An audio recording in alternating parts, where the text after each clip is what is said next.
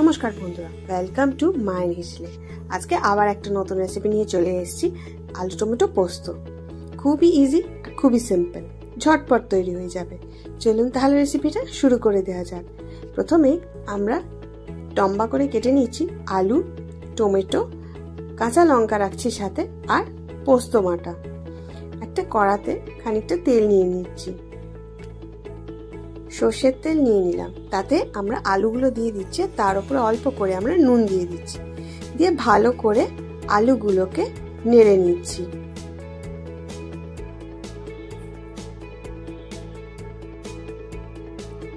দিয়ে একটু ঢাকা চাপা দিয়ে দিচ্ছি খানিকক্ষণের জন্য। ঢাকাটা খুলে আবার একটু ভালো করে আলুগুলোকে ভাজা ভাজা করে নিচ্ছি। এগুলো ডিপ ফ্রাই হবে না, একটু হালকা ফ্রাই হবে। তার মধ্যে আমরা কেটে রাখা টমেটো আর লঙ্কা এগুলো দিয়ে দেয়া হলো, দিয়ে আবার একটু ভালো করে নেড়ে নেওয়া হচ্ছে। এর মধ্যে এবারে হাফ চামচ মতন নুন দিয়ে দেওয়া হলো। নুন কিন্তু আপনারা আপনাদের স্বাদ মতন দেবেন। আর দেয়া হচ্ছে লঙ্কা গুঁড়ো, এটা কিন্তু লাল লঙ্কা, ঝাল লঙ্কার গুঁড়ো। আপনারা কিন্তু ঝালটাও আপনাদের স্বাদ মতন দেবেন। এরপরে আমরা জল দিয়ে দিলাম, দিয়ে একটু নেড়ে নিয়ে এটাতে ঢাকা চাপা দিয়ে দিচ্ছি, যাতে আলুটা সেদ্ধ হয়ে যায়। আলুটা আমাদের মোটামুটি সেদ্ধ হয়ে গেছে, দেখুন টিপে দেখা হলো সেদ্ধ হয়ে গেছে। এর আবার ভালো করে নেড়ে চেড়ে নেওয়া হচ্ছে এটাকে।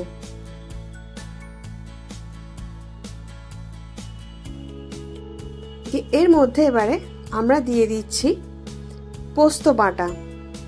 এখানে আমরা 2 চামচ মতন পোস্ত নিয়েছি।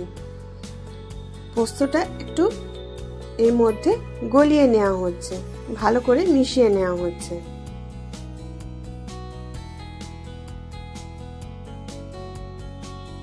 ব্যাস একটু হালকা হালকা শুকনো শুকনো হয়ে আসলে আমাদের রেডি হয়ে যাচ্ছে টমেটো আলু পোস্ত।